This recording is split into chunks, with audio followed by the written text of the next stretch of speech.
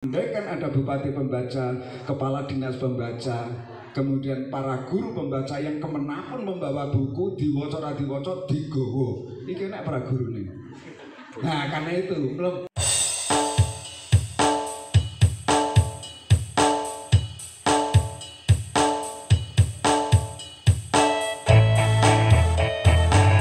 Tekad dan semangat. Disitulah kemudian saya menemukan idola yang ada di sebelah sana itu namanya Pak Joko.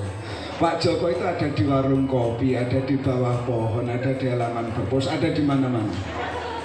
Pokoknya ngurungoknya Pak Joko ini pokoknya betul sakit ngantuk Pak Agus. Wes ngomong penairan. Saya 4 tahun sampai lulus itu mohon izin kalau Pak Joko ingat saya tidak pernah bertanya. Saking mindernya Mbak Ugi. Bertanya aja pada gurunya nggak berani.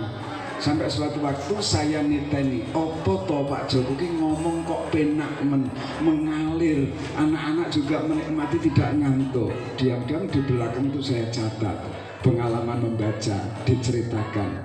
Jobnya Pak Joko itu duanya. Job, setelah itu coba pengalaman Bapak Ibu, pengalaman secara sosial. Ini yang gila itu, Pak Joko itu tidak pernah membawa keprofesorannya, bisa berada di mana-mana. Yang keempat adalah Pak Joko itu adalah seorang provokator literasi yang sangat dasar Bapak Ibu. Karena itu kemudian kalau saya ketemu Pak Joko itu tidak banyak cerita, saya banyak mendengar. Saya catat, saya rekam, Pak Joko tidak tahu. Jadi Pak Joko itu seperti perpustakaan keliling, bacaannya banyak. Setelah itulah kemudian saya bisa berkesimpulan sampai hari ini tugas saya adalah karena dulu tidak punya buku Mbak Ogi, maka tugas saya, dendam saya ketika diangkat BNS Pak Agus itu selama 3 tahun itu gaji tidak pernah saya berikan pada istri. Saya dosen Komputer 7 Surabaya, mampir tuku ning Manyar, mulih pokoknya bayar 1.000 mulai dari buku, mulai selama 3 tahun. Ya untung kata Pak Joko tadi guyon kok enek gelem bojo sing kaya ngono. Disitulah awal saya tuh sampai punya koleksi buku kira-kira di rumah itu ada sekitar 8-10 ribu kok. Nah cerita punya cerita, ternyata literasi itu butuh keteladanan anak-anak saya. Literasi butuh keteladanan, butuh contoh orang-orang terdekat. Dan beliau-beliau yang ada di sekitar ini yang dihadirkan oleh Mbak Ogi, beliau adalah contoh-contoh kehidupan yang bisa menjadi pakai. Apa ada coba bupati di Indonesia seperti Pak Bupati yang ada di Magetan? Ada enggak? Ramono tepuk tangan tuh. Beliau Pak Agus, Pak Dipo luar biasa. Buku-bukunya banyak. Lek Pak Joko rasa diceritakan. Sokean. Mbak Oki sendiri gilanya adalah mewakafkan pengalaman dan sejumlah bukunya di tempat tercinta, kemudian ketemu orang inspiratif yang lain namanya Pak Bupati Suprawoto. Ini 2 kekuatan dasar. Kalau kawin menikah dalam idealisme literasi itu bisa beranak cucu yang jumlahnya jutaan Mbak Bupati. Idealisme birokrasi dan seorang intelektual yang hebat itu akan menakutkan. Napoleon Bonaparte yang ditakutkan bukan tentara, tapi generalis muda yang punya pena. Tepuk tangan. Terakhir Mbak Ogi, jangan lupa literasi itu sesungguhnya bisa membuka ruang kreativitas. Saya kasih contoh kreativitas saya. Tadi Pak Joko sudah cerita, Tejo itu lebih gila daripada saya Mbak Ogi. Gilanya apa? Mijan contoh penerbit besar di Indonesia itu bingung buang buku.